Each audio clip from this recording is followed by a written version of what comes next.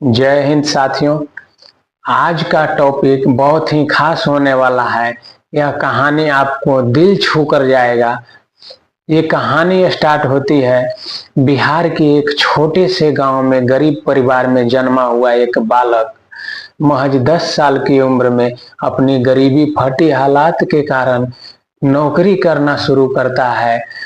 और नौकरी भी ऐसा ढूंढता है वह अपनी लाइफ में पहली बार कि चिमनी उद्योग वाले ईंट भट्ठे पर ईंट को लादना और उतारना। दो लोग एक साथ में होते हैं, ट्रैक्टर का ड्राइवर और वह लड़का, और दोनों साथ में ही काम करते हैं। और 1500 ईंट को लोड करना और खाली करना मात्र 20 रुपए मिलता है।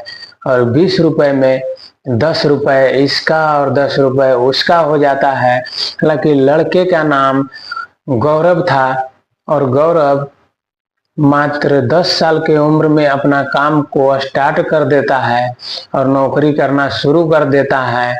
हालांकि उसका घर का ऐसा हालात था कि एक वक्त खाना खाए तो बेचारा 2 वक्त भूखा रहता था। इसी तंगी के कारण वह कोई भी काम करने को बहुत अच्छे से तैयार हो जाता था। और यही वजह था कि वह काम करने को बालक तैयार हो गया और काम करना शुरू किया। जब शाम को वह 20-30 रुपए कमा करके घर वापस आता था तो उसकी माँ, बहन, मम्मी, पापा सब लोग इतने खुश होते थे कि हमारा एक छोटा सा बालक कितना जिम्मेवारी अपने कंधे पर उठा करके चल पड़ा है। और हालांकि उस समय 5 से 6 रुपए किलो चावल और आटा मिला करते थे। वह बालक 20 रुपए कमा करके शाम को घर आता था तो 2 केजी चावल और सब्जी का थैला साथ में लेकर आता था। उसकी माँ बहुत प्रेम से खाना को बना करके उसको खिलाया करती थी और वह लड़का चुपचाप खाता ही रहता था। हालांकि उसे अपने हाथ से खाना खाने का जरूरत नहीं पड़ता था, क्योंकि उसकी माँ उसको इतना प्यार ही करती थी कि वह बालक अपने हाथ से खाना खाने का कष्ट कर ही नहीं सकता था। एक दिन उसकी माँ किसी काम में ज्यादा उलझी हुई थी तो उसको खाना निकाल करके दे दिया। जैसे ही उसने थाली में हाथ लगाया उसका हाथ पूरा छिला हुआ था।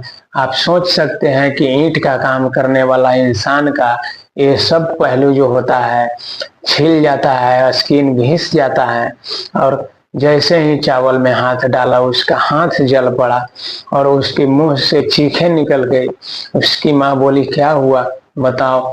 उसकी माँ देखी कि मेरे बच्चे का हाथ में जख्म हुआ है, फिर भी मेरा बच्चा कितना मेहनत करके पैसा कमा कर घर लाता है। उसकी माँ मना कर दी कि अगले दिन से तुम काम करने नहीं जाओगे। और सुबह उसका दोस्त आया उसे बुलाने के लिए, जो हर रोज सुबह उसे बुलाने को आता था। बोला चलो काम करने के लिए। उसकी माँ बोलती है आज से यह काम करने के लिए नहीं जाएगा, क्योंकि मैं इसका परवरिश अच्छे से करूंगा। हो सके तो मैं ज्यादा से ज्यादा मेहनत करूंगी। जब ईश्वर हमारे ऊपर मेहरबान होंगे तब हमारा लाइफ सुधर जाएगा। और वह बच्चा को उसकी माँ रोक लेती है काम करने से। अगले दिन फिर वह बच्चा बच्चों के साथ में घुल मिल करके 10 साल का बालक खेलने लगता है। और उस बालक को एक गांव का बुजुर्ग इंसान मिलता है जो बोलता है, बेटे तुम तो बहुत ही समझदार इंसान हो और बच्चों लोग के साथ में खेलकर अपना टाइम क्यों खराब कर रहे हो, जबकि तुम्हारी दयनीय स्थिति बहुत खराब है। तुम एक काम करो, मेरे साथ यदि कंपनी में चलोगे तो वहां तुम्हें 4000 रुपए दिलाऊंगा और तुम्हें साल में 2 शर्ट फुल पैंट भी मिलेगा, गमछा लुंगी सारा कुछ मिलेगा। 6 महीने पर एक सेट वस्त्र मिलेगा तुम्हें और 4000 रुपए सैलरी के साथ। बच्चा बोलता है किस चीज का काम करना होगा। वो बुजुर्ग इंसान बोलता है, बेटे तुम्हें तो बिस्किट कंपनी का काम करना है और वहां बिस्किट पैक करना होगा थैले में तुम्हें। वह बालक बहुत ही दिल में रुचि दिखाते हुए बोलता है कि हाँ मैं ये काम जरूर करूंगा, बस मेरी माँ से आप पूछिए, मेरे को जाने दे तो बहुत अच्छा होगा हमारे लिए, और मैं अपने परिवार के लिए भी कुछ कर पाऊँ, यही उसका भी दिल का इच्छा था। और वह बालक चल पड़ता है अगले दिन सुबह उस बुजुर्ग इंसान के साथ, और वह बुजुर्ग इंसान उसकी माता पिता को समझा देते हैं कि आपका बेटा गौरव हमारे साथ बहुत ही अच्छे से रहेगा, और वहाँ पे इसे कोई दिक्कत नहीं होगा, और यह जो पैसा कमाएगा इससे आपका घर परिवार का रोजी रोटी भी थोड़ा दयनीय स्थिति में सुधार आ जाएगा। आपका परिस्थिति पहले से कुछ अच्छा देखने को मिलेगा यदि आप हमारे साथ अपने बेटे को जाने देते हैं। तो वह बालक उस बुजुर्ग इंसान के कहने के अनुसार साथ में कंपनी में चला जाता है, और वह कंपनी पटना के तुलसी मंडी गुलजार बाग में है, और वह बालक वहां जा करके काम करना शुरू करता है, और काम करते ही करते 2-3 साल बीत जाता है। वह बालक इतना टैलेंटेड था कि वह थोड़ा बहुत काम का जानकारी हासिल कर लिया था, या तो यह समझ लिया जाए कि मात्र 2 साल काम करने के बाद वह 90% मिस्त्री बन चुका था, कारीगर बन चुका था। अब उस बालक के ऊपर मालिक ने जिम्मेवारी डाल दिया था कि तुम काम करो 3 बजे तक, और 3 बजे तक हमें 1 कुंटल माल का तैयार कर दो बिस्किट, और इसके बाद तुम्हारा छुट्टी, तुम चाहो जहां भी जा सकते हो, तुम्हें कोई नहीं रोकेगा। वह बालक नौजवान हमेशा अपनी फुर्तीली शरीर को लेकर के और फटाफट काम में सुबह उठ करके 5 बजे से लग जाता, और 3 बजे तक अपना काम खत्म करके पास में ही एक रेलवे स्टेशन पर शाम को घूमने के लिए 3 बजे चला जाता। और घूमते घूमते मतलब 2-3 दिन ऐसे लगातार गया तो एक दोस्त उसे ऐसा मिलता है उस स्टेशन पे कि भाई स्वरूप यानी वरदान कहा जाए उसके लिए। तो वह दोस्त उसका उसी पटना शहर का ही रहने वाला होता है, जो कि वह भी उसी टाइम पे उस स्टेशन पे घूमने के लिए जाता है।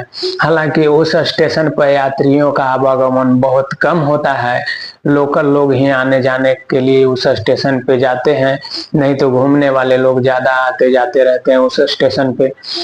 तो वहां पे एक लड़का से उसका मुलाकात इस प्रकार हुआ घूमने के कारण, और उस लड़का से मुलाकात होने के बाद में वह लड़का बोला, दोस्त तुम मेरे घर पे कभी आया करो। यह लड़का बोला, ठीक है मेरे दोस्त, कल मैं तुम्हारे घर पे अवश्य आऊंगा। और यह अपने कहने के अनुसार उसके घर पे जाता है और बैठता है। इसकी माँ पानी लेकर आती है इसके दोस्त के लिए, और जब गौरव पानी बुनी पी करके बोलता है, ठीक है दोस्त, मैं अब अपने कंपनी में चलता हूँ सोने के लिए, नहीं तो हमारा 8 बजे के बाद कंपनी का गेट बंद हो जाएगा, तो मेरा एंट्री नहीं हो पाएगा और मैं सोऊंगा कहाँ। वह भाई स्वरूप दोस्त इसका अंश, इसका जो दोस्त था इसका नाम अंश था, वह अंश बोलता है कि भाई तुम मुझे दोस्त नहीं अपने भाई के तरह हो, और तुम मेरे घर पे सोया करो। मैं कंपनी का हालात को समझ सकता हूँ कि कंपनी में सोना कितना बदतर जिंदगी जीने के बराबर है, क्योंकि बिस्किट कंपनी में इतना ज्यादा कचरा होता है साथियों कि आप लोग को बताना बहुत कम समय में इतना अच्छा से नहीं बता पाएंगे। लेकिन वह बालक अपने दोस्त के घर पे रुक जाता है गौरव, और वहीं सो जाता है। और ऐसे में प्रतिदिन उसका दोस्त बोलता है, तुम मेरे घर पे ही क्यों नहीं सो जाते हो, मेरे घर पे ही तुम हमेशा सोया करो, तुम्हें यहाँ रोकने वाला कौन है, यहाँ बस मेरी माता पिता 2 बुजुर्ग हैं, यही लोग रहते हैं, और बस मैं रहता हूँ, और मेरे फैमिली में 3 लोग के अलावा और कोई नहीं रहता है। और यह लड़का हमेशा अपना काम को खत्म करके 3 बजे के बाद थोड़ा घूमता, और 5 बजे से जा करके उसी घर में बैठा रहता, और खाना खाने के टाइम पे कंपनी में जाता, और खाना खा करके फिर से अपने दोस्त के घर पे जाकर सो जाता। एक दिन इसका दोस्त का शादी का प्रस्ताव आता है अंश के लिए, और इनके रिलेटिव मामा फूफा और इनके पिताजी लड़की को देखने के लिए जा रहे होते हैं कि अंश अपने दोस्त को बोलता है गौरव को कि दोस्त तुम मेरे तरफ से मेरा दोस्त नहीं मेरा भाई बन करके तुम जाओ और जा करके अपनी होने वाली भाभी को देखो और मुझे तुम अच्छे से बता सकते हो कि हाँ तुम्हारी भाभी कैसी है, दिखने के लिए कैसी है। हालांकि मैं भी थोड़ा एक्साइटेड हूँ क्योंकि मेरी होने वाली धर्म पत्नी कैसी होगी आज तक मैंने कल्पना भी नहीं किया है। तो दोस्त को बात को सुन करके गौरव बोलता है ठीक है, यदि अपने पापा से बात करके देखो कहते हैं तो हम चलेंगे। और वह भी अपने पापा से बात किया और उसके पापा बोले ठीक है, उसको बोलो अपना कपड़ा पहन कर तैयार रहे, मैं जाने के वक्त उसे बोलूंगा। और जाते जाते शाम हो गया और शाम के समय में वह लोग पहुंचे और बिहार के ही भोजपुर क्षेत्र में आरा जिला है, आरा जिला में वह लोग पहुंचे और पहुंचने के बाद लड़की के घर पे चाय पानी किए। चाय पानी के आधे घंटे बाद भोजन के लिए आदेश आया।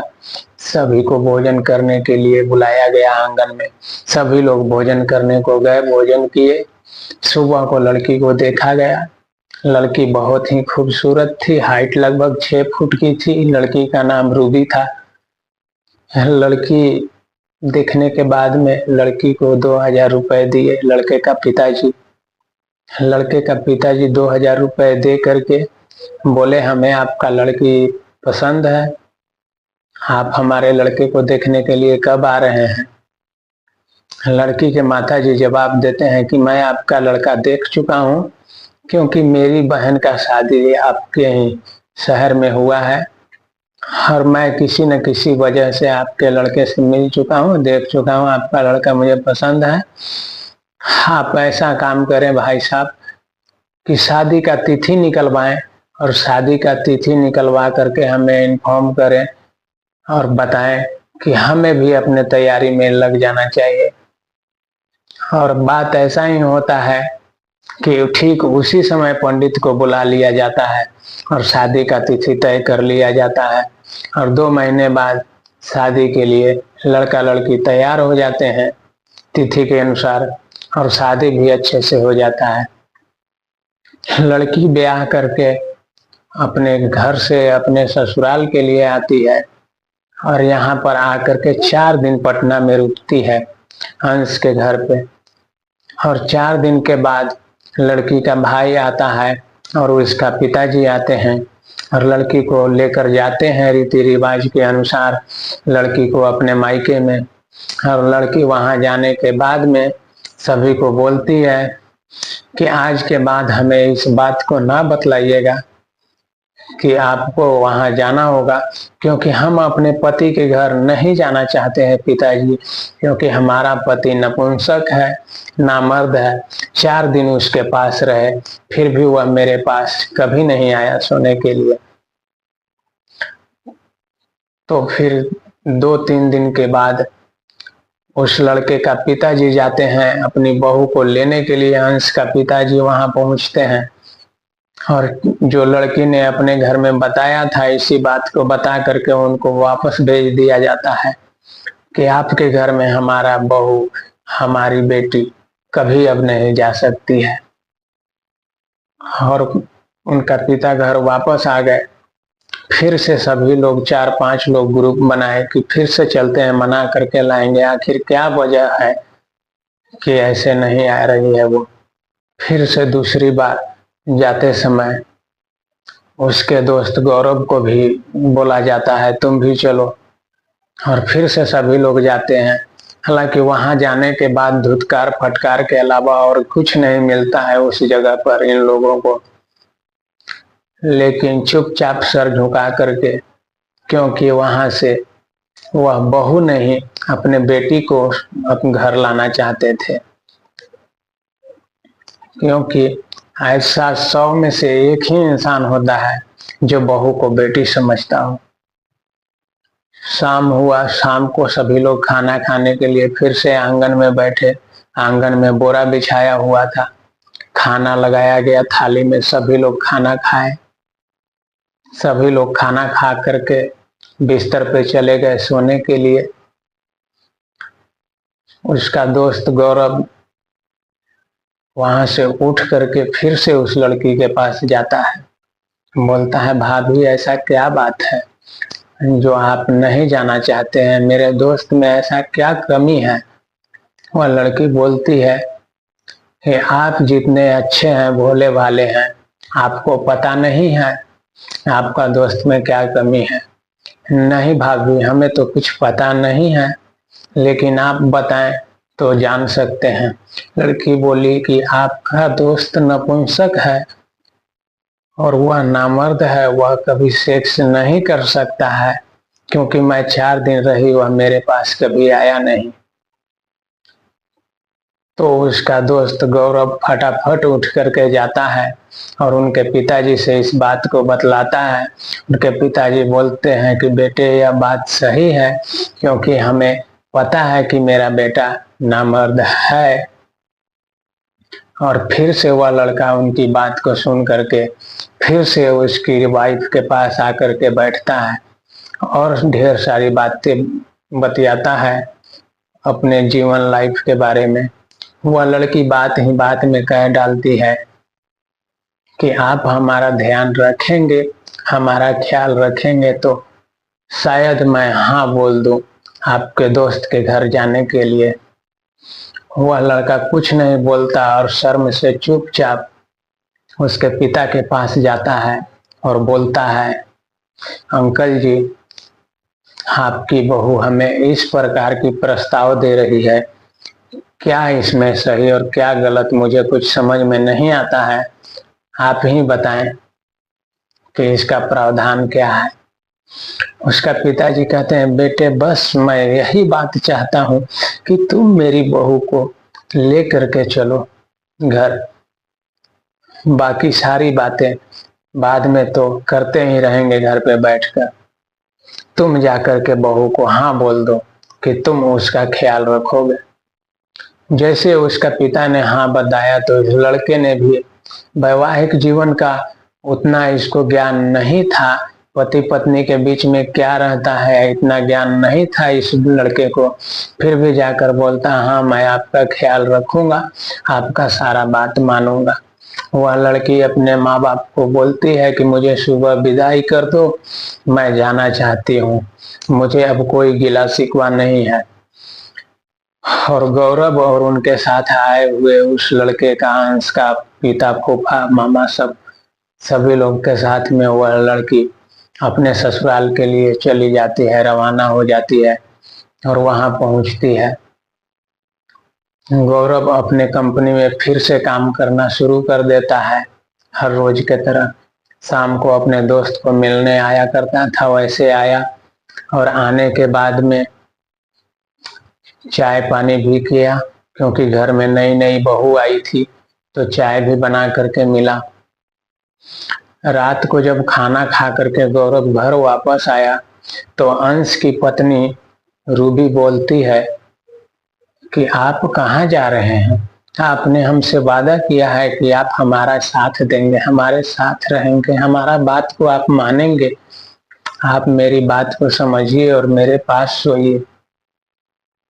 यह बात सुनकर लड़का थोड़ा सा घबरा जाता है और उनके पिताजी जो होते हैं अंश के, वो सारा बात सुन रहे होते हैं और वह इशारे से गौरव को अपने पास बुलाते हैं और बोलते हैं, बेटे मैं हाथ जोड़ता हूँ, बस एक विनती करता हूँ तुमसे कि तुम मेरा एक काम कर दो। मेरा बेटा तो नालायक है, वो नपुंसक भी है, तुम ही कुछ कर सकते हो, तुमसे ही मेरा घर का चिराग जलेगा, बस ये बात हमारे और तुम्हारे बीच में रहना चाहिए। जाओ और मेरी बहू के साथ में जैसा मेरी बहू करती है वैसा तुम भी करना, मैं तुम्हें कुछ नहीं बोलूंगा। और यह बात को घर के पीछे से एक छोटी सी खिड़की के द्वारा उसका पति भी सुन रहा होता है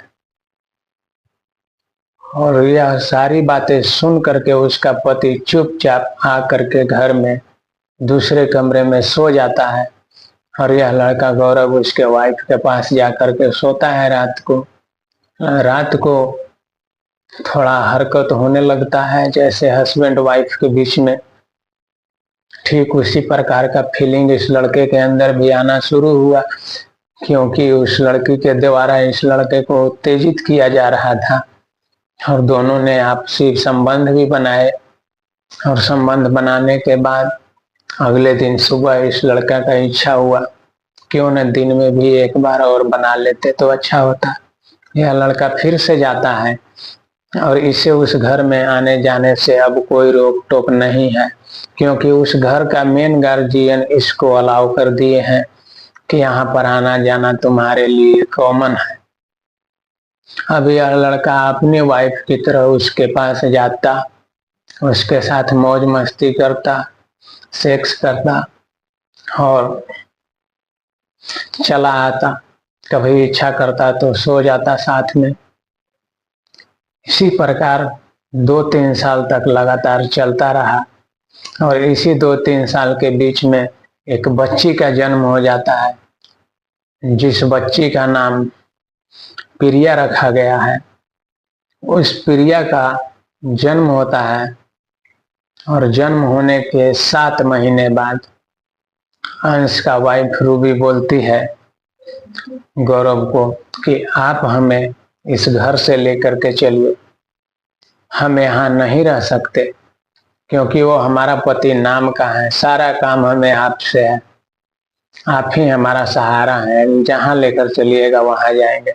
अब यह 4,000 महीना कमाने वाला लड़का, और वह कहाँ करोड़पति बाप का बेटा अंश, यह लड़का लेकर के चला आया उसकी वाइफ को, रूबी को, और डरते डरते पटना स्टेशन पहुंचा किसी तरह, और वहां से टिकट लेकर के मुंबई के लिए रवाना हो गया।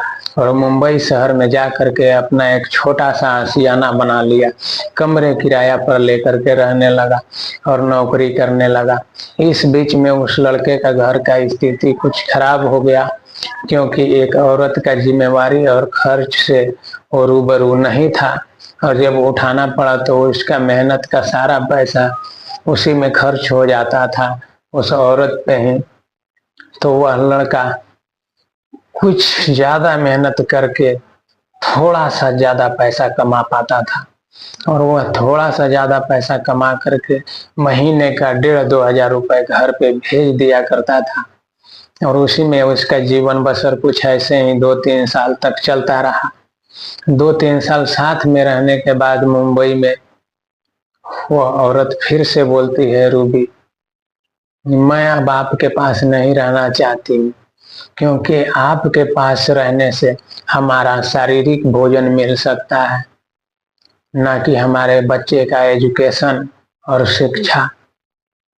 मैं अपने पति के पास ही जाऊंगी, अब हमारे पास एक बच्चा हो गया है, आपसे हमारा प्रेम सदा के लिए बना रहेगा, आप हमारे घर पे जब आइएगा, जब आपसे हम संबंध बनाएंगे, लेकिन प्लीज हमें आप जाने दीजिए, क्योंकि आपके पास ना तो हमारा अच्छा से गुजारा हो पा रहा है, ना ही हमारे बच्चे का हो पा रहा है। और वह लड़की इतना बात बताती है वह औरत, और इसको छोड़ करके मुंबई शहर में ही पटना जाने के लिए ट्रेन में बैठ जाती है, और साथ साथ वह लड़का भी इसको छोड़ने के लिए चला आता है। छोड़ने के बाद में वह औरत ना तो इस लड़के को कभी फोन करती है और ना ही कभी बात करती है, और यह लड़का उसका इंतजार करता रहता है अपने घर में जाकर के, उसी गांव में, कि कब उसका प्रेमिका का कॉल आएगा और वह बात करेगी। और यह लड़का का काफी समय तक बात नहीं हो पाता है। किसी का भी पहला मोहब्बत हो और उससे बात ना हो काफी दिनों तक, दिल में कुछ ऐसा आग लग जाता है साथियों, कि मन करता है इंसान मर जाए। लेकिन मरना एक इंसान का सावधान नहीं है, किसी भी समस्या का सावधान मौत से नहीं हो सकता। इसी बीच एक मोड़ आता है उस लड़के का नए जिंदगी का, और उसका साथी गुजरात कमाने के लिए जा रहा होता है। वो गुजरात के लिए निकल जाता है। 2-3 साल वहां पे लगातार कमाने के बाद में उस लड़का को मेहनत को देखते हुए, हालांकि स्टार्टिंग सैलरी उसका 10,000 रखा गया था, लेकिन 2-3 साल मेहनत करने के बाद में उस लड़का का मेहनत को देखने के बाद में 45,000 रुपए कर दिया जाता है। और यह लड़का का घर का स्थिति में काफी बदलाव आ चुका होता है। इतना पैसा कमाने की वजह से लड़का अपने घर को अच्छे से हैंडल कर पाता है। और अब एक नई लड़की का इसके लाइफ में एंट्री होता है। और एंट्री होने के बाद में यह लड़का उसके साथ शादी करने का फैसला कर चुका होता है, क्योंकि वह प्रेमिका थी और यह लड़का एक लड़की से प्यार करता है। वो भी फेसबुक के थ्रू प्यार करता है यह लड़का उस लड़की से, और दोनों आपसी संबंध अच्छा रखते हैं। हालांकि इस लड़की का पिता जिंदा नहीं होते हैं और माता जी जिंदा होते हैं। लड़की से मिलने के लिए लड़का जाता है, शादी का फैसला कर लेता है, अपने माता पिता को बताता है, लड़की अपने माता पिता को बताती है। दोनों का फैमिली हाँ बोल देते हैं, शादी के लिए तैयार हो जाते हैं। और यह दोनों लड़का लड़की शादी करके अपना जीवन हंसी खुशी बिता रहा होता है कि इसकी पुरानी प्रेमिका रूबी का कॉल आता है कि मैं अब आपके साथ रहना चाहती हूँ, आप हमें भूल तो नहीं गए। यह लड़का बोलता है कि दिल में मोहब्बत तो तुम ही ने जगाया था, लेकिन मिटाया ने तुम ही है। दिल में मोहब्बत तो तुम ही ने जगाया था, लेकिन मिटाया भी तुम ही ने है।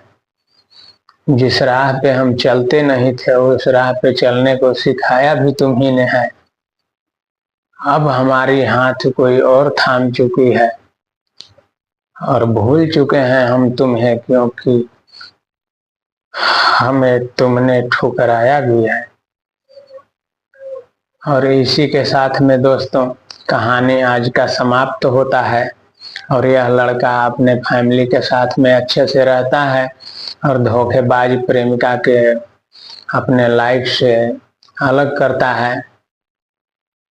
और तब तक के लिए जय हिंद, और मिलते हैं फिर नेक्स्ट वीडियो में।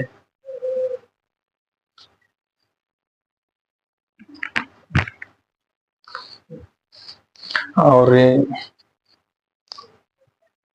यदि आपको यह कहानी अच्छा लगा हो तो हमारे चैनल को सब्सक्राइब कीजिएगा और जितना हो सके दोस्तों के पास शेयर कीजिएगा, क्योंकि आपका एक सब्सक्राइब और शेयर हमारा हौसला बुलंद कर सकता है। और आपके लिए ऐसा ही स्टोरी हम हमेशा लेकर के आने का प्रयास करते रहेंगे।